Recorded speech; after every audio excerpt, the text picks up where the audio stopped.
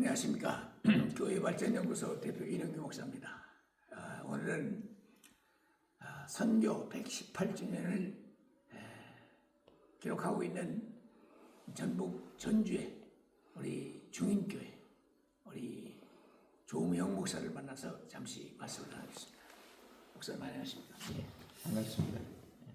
목사님 현재 이제 헌의부장으로 이제 총회에 봉사하고 계신데 네. 사실 그 목사님이 헌의부장 하시면서 헌의부에 대한 이미지가 상당히 많이 바뀌었습니다. 아, 그래요?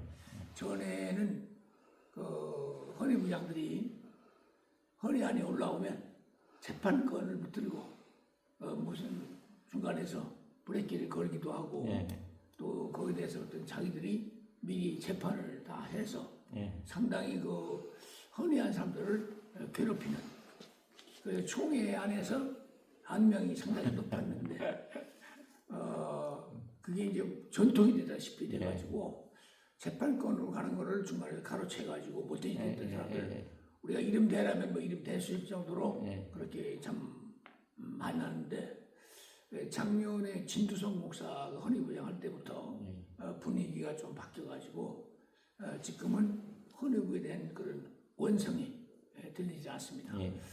그 조무영 목사도 역시 그 헌의부장으로 좀 일하시면서 한 벌써 6개월 이상 했는데 그렇죠. 어떻습니까? 하다 보니까 총회 헌의부 한 번쯤 뭐 짭짤합니까? 아니면 네, 헌의부 일이 서류 절차에 그렇죠. 따라서 뭐 반려할 것은 반려하고 이첩할 것은 이첩하면 되잖아요. 네, 그렇게 하면 간단하죠. 간단해요.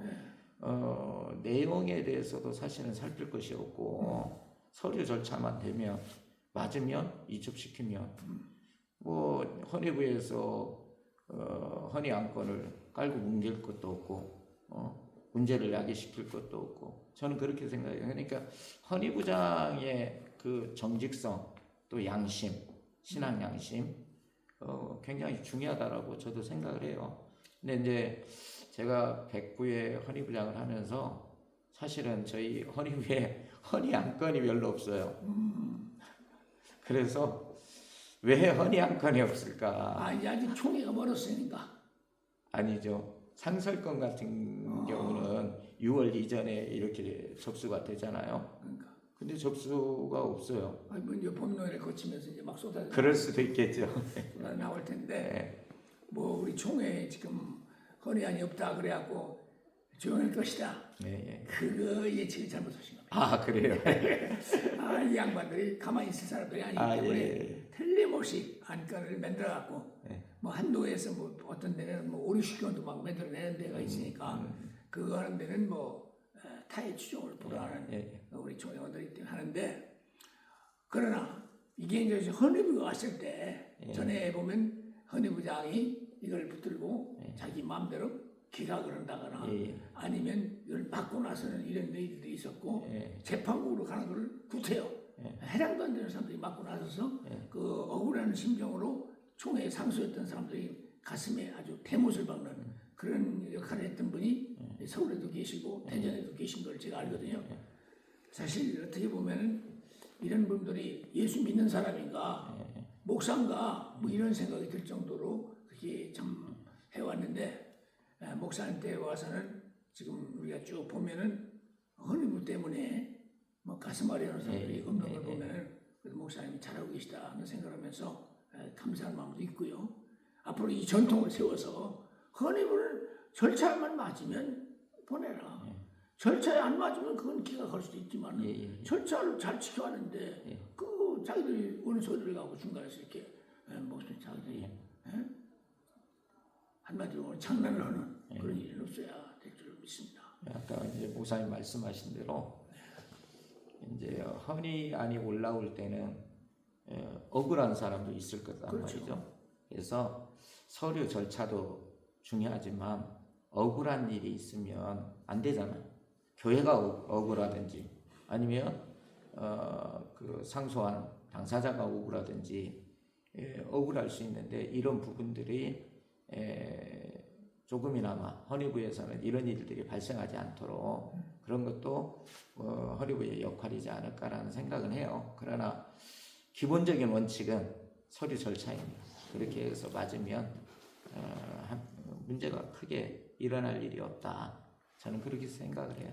그래서 지금까지 우리 헌의부 한 3, 4년 동안 예. 전통적으로 그냥 불법, 예. 비리, 아주 그냥 복마전처럼 느껴졌지만 작년부터 분위기가 싹 달라져서 목사님 때 왔는데 이런 전통을 세워주시기 바라는 것입니다. 예. 그렇게 하겠습니다. 그래서 선의부가 진짜 깨끗하다. 예. 그리고 전에 보면 문 닫아놓고 기사들 나가라 뭐 이러면서 회의를 하거든요. 예. 왜 그럴까? 예. 문 닫아놓고는 이상하다. 근데 우리가 보통 볼 때 이상하면 이상한 겁니다. 이상하면 이상한 거예요. 그래서 나가라고 하는 것도 이상하고 문 닫아놓는 것도 이상하고 하고 나서 나중에 말하는 것도 얼굴빛도 좀 이상하고 그러고 나중에 나오는 열매는 틀림없이 문제를 가져왔던 모습들을 보면서 앞으로는 꼭 문 잠가놓고 하는 거 그거 지양하시고 아니 근데 그것은 이해를 해주셔야 돼요. 왜냐하면 유출되니까 그 사건에 대한 내용들이 유출되어서 막 확산되고 또 없었던 이야기가 와전될 수도 있고 그래서 그런 거지. 뭐 저 개인적으로는 모든 분들이 다 들어와도 괜찮다라고 생각을 해요. 그러나 이게 이제 확산되는 일들이 간혹 있더라고요. 그래서 이제 지금 저희 헌의부도 원칙적으로 이제 다른 분들은 이렇게 실행위에 참여하지 못하도록 그렇게 규제를 하고 있는 편입니다. 지금 우리 총무가 예. 작년에 성석교회가 난입을 하는 바람에 예. 사무실마다 문을 꾹꾹 걸어 잠그고 그렇죠. 그리고 혹시라도 총회에 한번 가봐야겠다. 그러고 멀리 지방에서 새벽밥 먹고 온 총대들이 오면 1층 민원실로 가서 여기 와서 헐신거리지 말고 저 내려가서 애들 만나고 가시오 이렇게 된단 말이에요. 상당히 자존심이 상합니다. 그럴 수 있죠. 이 총회의 주인은 우리 총대들이다. 근데 왜 문을 이렇게 잠그냐? 직원들이 뭐 신경을 쓰고 그래서 여기는 직원의 총회가 아니고 총회원들의 총회입니다. 직원들은 종업원일 뿐이고 주인은 말하면 총대들인데 이런 식으로 문을 잠그러니까 뭔가 꼭 비밀인 것 같고 총회와 우리 총대들 사이에 이제 벽을 딱 가로막는 것 같아서 상당히 좀 어떨까 난처다. 그리고 안 그랬으면 좋겠다 이런 바람이지만 저도 동의합니다. 아직 총무의 생각이 이제 바뀌지 않는 것 같아요. 그래서 이게 뭔가 좀 꿍꿍이가 있는 거 아닌가 이런 의심을 받으면서 하면은 한만 소란이를 해도 결국은 좋은 평을 못 듣거든요. 그러면서 내년도 무슨 총무에 출마한다 그러면 이게 이제 약점이 되는 거라. 그러니까 하시고 특별히 이번에 저 전북 지역에서 총대 협의회라는 게 정말 전국에서 처음으로 그렇죠? 이런 거 단체가 없잖아요. 다른 데는. 글쎄요. 전북만 있죠. 뭐 이제 목사로는 없겠지만 목사 장로 총대 모임은 있잖아요. 그렇죠. 그건 뭐 지역 협의회가 있는데 목사 총대들만 협의회를 만들었다. 그럴 때 전라북도는 아예 협의회가 없었어요. 총대 협의회 자체가 없었어요. 목사 장로 총대 협의회라는 게 없잖아요. 근데 그 목사 협의회, 총대 협의회 그 만드는데 소문에는 우리 조명 목사님이 주역이었다. 주모자. 제가 뭐가 힘이 있어서 주역이 되겠습니까? 아니 그래서 난 조 목사 그래서 좀 이렇게 좋게 생각하니까 그 양반이 주역으로 등장했다면 선한 뜻이겠지. 사실 이 전북 지역에 있는 총대들 우리가 지켜보면 참 착한 분들이 많아요. 착한 분들이 많고 그렇게 막 정치적으로 악명 높은 사람들이 별로 없습니다. 그래서 여기 보면 윤희원 목사가 이제 전북에는 어떻게 보면 대표 목사 아닙니까? 근데 그분이 이 목사들을 다 다독거리기도 하고 지도해서 그런지 이쪽에는 그렇게 막 아주 총회에서 비리를 저지르거나 뭐 이런 또 사람들이 별로 없는 걸 보면 참 순한 총대들이다. 그런데 어쩌자고 그런 걸 다 말씀드시나 그런 것도 할 줄 아나? 뭐 그런 정도로 깜짝 놀랐습니다. 이제 그 전북의 선배 이렇게 목사님들이 이제 한 1, 2년 사이에 많이 은퇴들을 하셔요.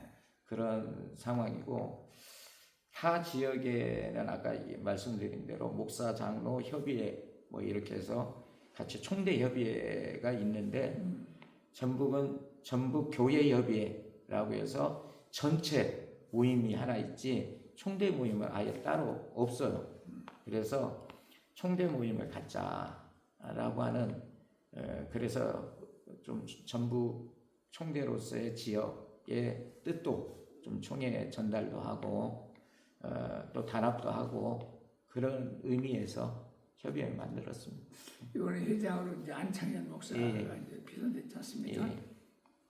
상당히 이제 그 총회 임원이고 장래가 있는 목사님이신데 하여튼 우리 전북 지역에서도 뭐 총회에 활동할 수 있다면 이왕에 전면에 나설 수 있는 일꾼들이 모이도록 많이 힘을 빌려주면 참 좋겠습니다. 기도해 주세요. 아니 왜냐면 전북 쪽에 나오는 총대들 몇몇을 보면 상당히 좀 악의가 없다. 그러니까 와서 또 못된 짓 말하자면 목사답지 않은 짓을 하는 사람들이 가끔 나오는데 전북 지역 출신은 별로 그런 분들이 기대가 큽니다. 그리고 제가 그 지금 교회 저 공사 중이신데 대답없이 찾아와서 이렇게 인터뷰까지 해주시고 조 목사님 이렇게 와주셔서 감사하죠. 목회도 성공하시고 그동안 이 118년의 역사가 되는 교회에 20년 전에 오셨다 이거 아니에요? 20년 전에 왔지만 교회를 합병한 거예요 제가. 그러니까 제가 개척했던 교회 1994년도에 개척을 했던 그 교회하고 20년 전에 합병을 해서 제가 합병한 교회에 담임이 된 거죠. 그리고 이제 그 합병을 하게 되면 되게 조금 잡음이 나오게 되가 있는데 그걸 다 극복하셨군요. 이제 원래 여기 118년 된 교회는 그 한 70대 이후에 성도들이 많았고 제가 개척했던 데는 40대, 30대 후반 그런 사람들이 있어서 세대 간 갈등이 없었어요. 그리고 제가 갈등이 없었고 왜 없어? 이 어른들이고 이분들은 젊은 사람들 자식들과 같고 그리고 제가 이제 삼천 중학교 교인들한테는 뭐라고 얘기했냐면 10년 동안 죽어서 지내시오. 합병해서 이러쿵저러쿵 얘기하지 말고 10년 동안만 죽어 지내면 하나님이 일하실 겁니다. 근데 지금 그때 당시에 집사들이 삼천중학교 집사들이 장로가 되어 있고 중추적인 교회 일을 하고 있고 권사들이 되어 있고 자연스럽게 세대 교체가 되는 거죠. 목사님의 그 목회 방침 말하자면 이제 다 10년만 죽어 지내자. 그래서 교인들을 처음으로 이제 다스린 바람에 그 사실 합병하게 되면 쌍태처럼 안에서 싸움이 날 수 있는데 그렇죠.